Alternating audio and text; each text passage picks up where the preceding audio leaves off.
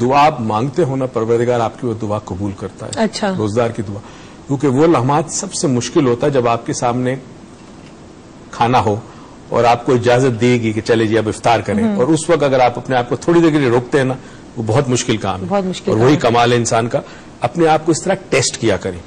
اور یہ میں آپ کو, ہم نے رمضان کے بگننگ میں روزے کے حوالے سے تمہیں پتا ہے پورا ایک بات بتائی تھی کہ کس طرح انسان کے پورے سیلز چینج ہوتے ہیں. 90% انسان بالکل چینج ہوتا ہے. میں آپ کو یہ دعوے کے ساتھ کہتا ہوں کہ اگر آپ پہلے دن روزے سے کسی نئے بیہیویئر کی ابتدا کر لیں اور ایک نیت کر لیں, تو رمضان کے بعد وہ بیہیویئر آٹومیٹک آپ کا آٹومیٹک آپ کے اندر اسٹیبلش ہو جائے گا. اس بیہیویئر کو آپ بالکل ایسے اس ایٹیٹیوڈ کو صرف 30 دن کے لیے اپنے اندر کہتے ہیں نا پرفارم کرنا شروع کریں, اور انشاءاللہ وہ پھر ایٹیٹیوڈ آپ کی زندگی بھر کا آپ کا ساتھ رہے گا اس ایٹیٹیوڈ کا.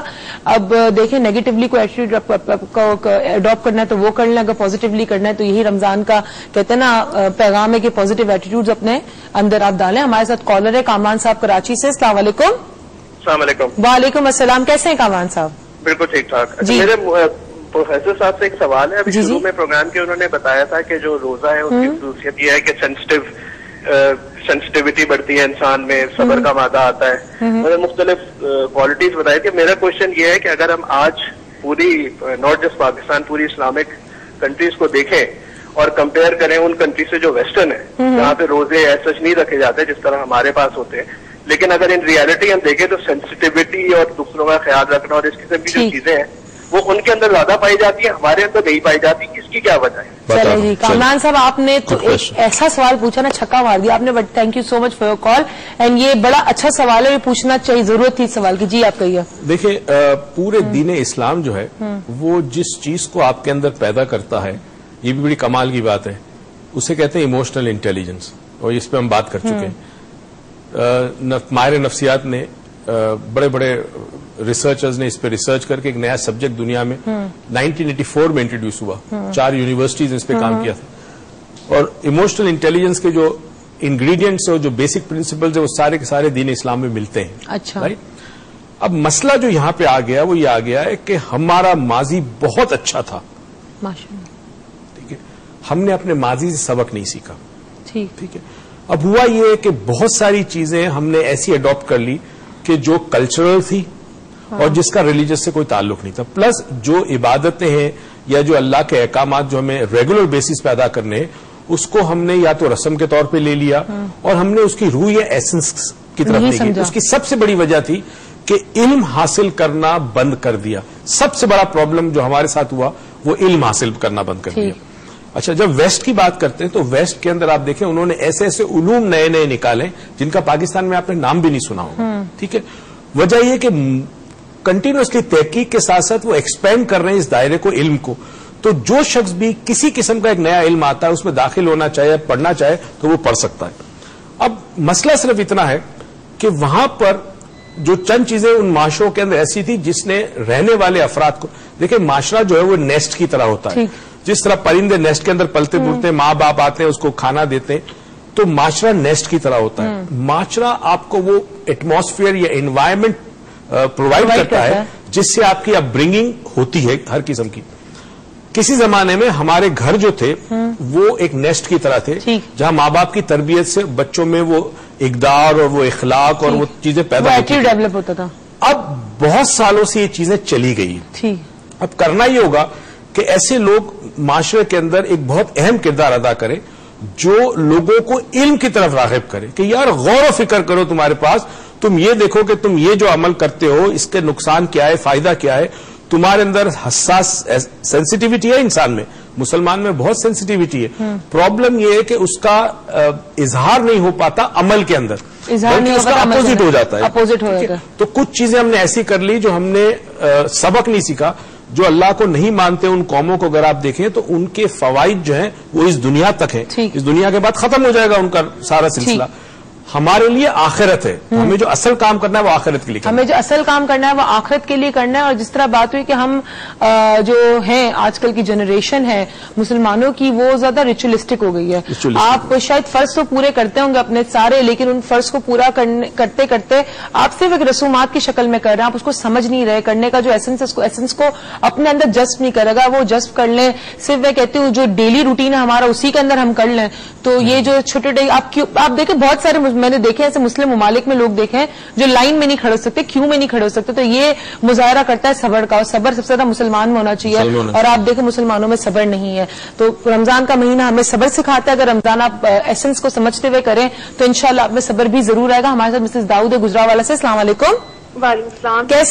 کیسی ہیں مسز داؤد؟ پہلے آپ یہ بتائیں مجھے, آپ کے بچے ہسبینڈ سب کیسے ٹھیک ہے؟ شکر اللہ کا. ہاں جی بتائیے. میں نے یہ بتانا تھا کہ آپ ڈاکٹر صاحب کی باتیں اور آپ کی باتیں سن کے میرا غصے میں کافی فرق آیا ہے. ماشاء اللہ ماشاء اللہ ماشاء اللہ, بہت بہت مبارک آپ کو. کہنا تھا. اور آپ کو روزوں کے بعد بھی آپ کا پروگرام جاری رہے گا؟ جی جی, روزوں کے بعد ہمارا جو ہوتا ہے وہ ریگولر ڈیز ہوگا. ہفتے میں 3 دن ہو, کچھ ڈیسائیڈ کر رہے ہیں, منڈے ٹیوزڈے ویڈنسڈے ہو, رات کے 9 بجے ہوگا 12, بٹ 9 سے 10 ہمارا ہوگا اور ریگولر ہوگا. تو آپ کو ہم ایسے اپڈیٹ آ جائے گی. آپ تو ہماری اسٹوڈنٹ, آپ کو اپڈیٹ آ جائے گی. آپ کو کیا ٹینشن ہے؟ SMS آ جائے گا. ٹھیک ہے نا. اور آپ آئیں گے تو آپ بتائیے گا. ہم لاہور آئیں گے, ہم آپ کو ضرور بتائیے. کیا پتہ میں گجرانوالہ بھی آ جاؤں.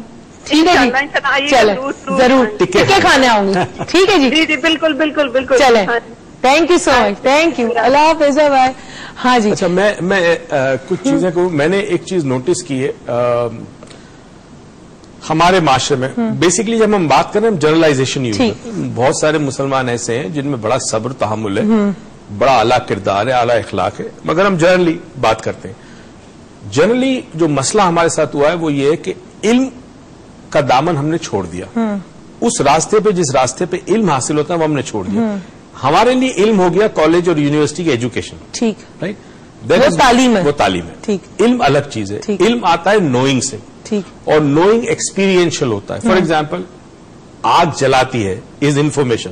تعلیم یہ ہے کہ آگ جلاتی ہے, مگر آگ میں انگلی اگر آپ ڈالتے ہیں اور انگلی آپ کی جل جائے دیٹ کمز نوئنگ.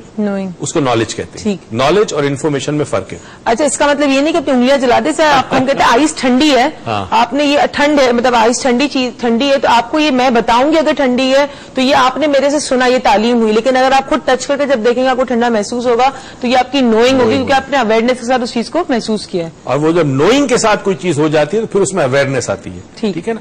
اب ہوا یہ کہ میں بار بار اس چیز پہ اس لیے بار بار زور دیتا ہوں کہ ہمیں مسلمان ہیں ہم, اللہ کا احسان, اللہ کا کرم ہم پر, ہم بہت خوش نصیب ہیں کہ ہم نبی کریم صلی اللہ علیہ وسلم کی امت سے.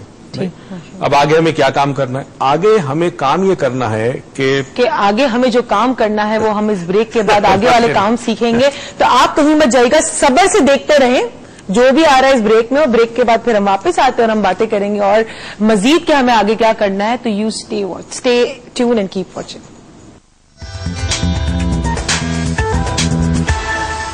ویلکم بیک ناظرین. اور جن ہمارے ویور نے, جن ہمارے ناظرین نے صبر اور تحمل کا مظاہرہ کیا ہے وہ ابھی آگے کی بات سنیں گے, جنہوں نے نہیں کیا وہ نہیں سننے والے.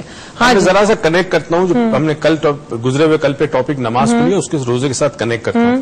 ایک سینیریو بتانا چاہ رہا ہوں, ایک ویژولائز کریں جو میں بات کہنا چاہ رہا ہوں ہمارے تمام ناظرین.